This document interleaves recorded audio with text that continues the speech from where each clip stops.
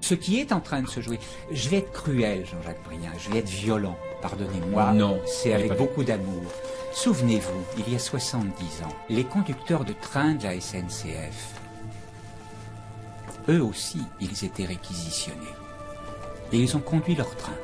De tous les pays de l'Europe nazie, des trains entiers roulent vers la mort.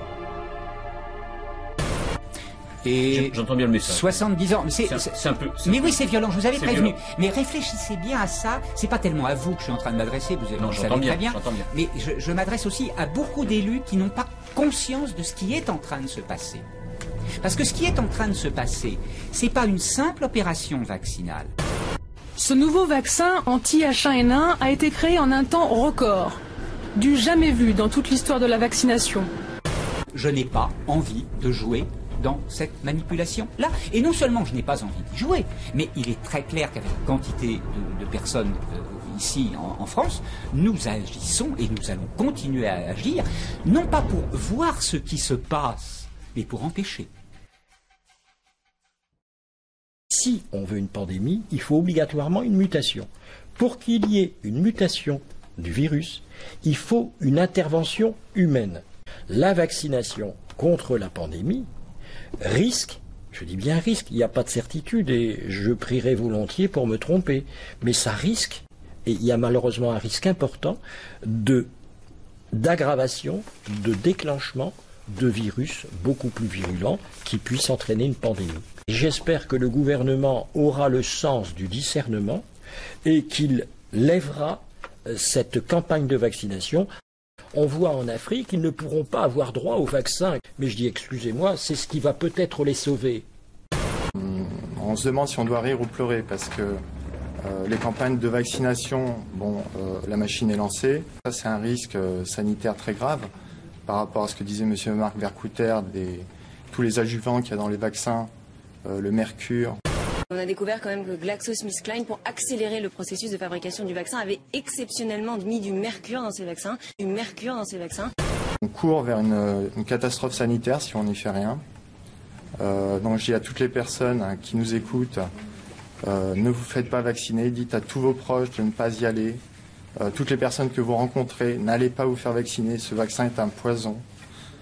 Mais il va favoriser, comme l'expliquait le docteur Vercouter, peut-être l'émergence d'une nouvelle souche, une souche qui serait plus virulente, donc qui pourrait justifier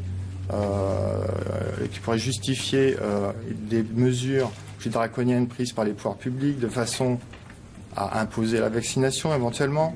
Donc on se mord la queue, la boucle est bouclée. De mettre en place un état d'urgence qui est un grave risque pour nos démocraties. Lever les verrous pour gérer au mieux l'épidémie qui continue de progresser aux États-Unis, c'est ce que prévoit cet état d'urgence. 46 États sur 50 sont touchés.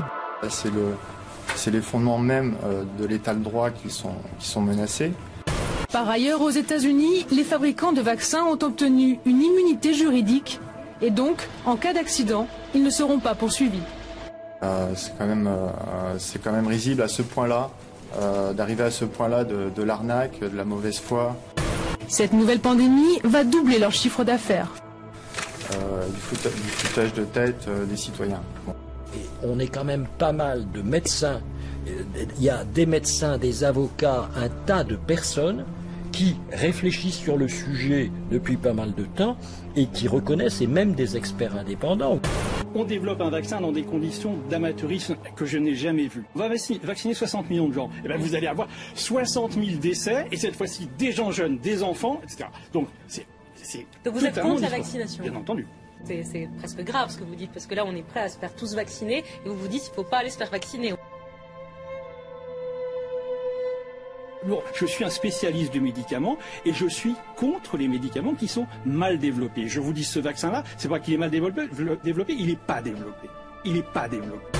Vous avez le professeur, je répète, le professeur Gentilini, qui est quand même membre, ancien président national de la Croix-Rouge et qui est membre de l'Académie de médecine et qui dit c'est une mesure, cette campagne de vaccination, de l'indécence.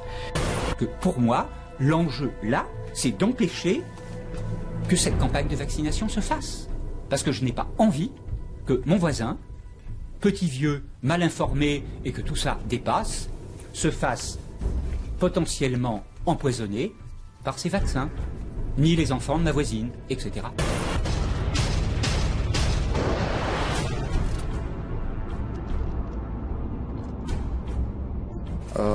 Maintenant, c'est sur nous que l'enjeu repose. Est-ce qu'on va continuer à laisser faire ou est-ce qu'on va réagir ?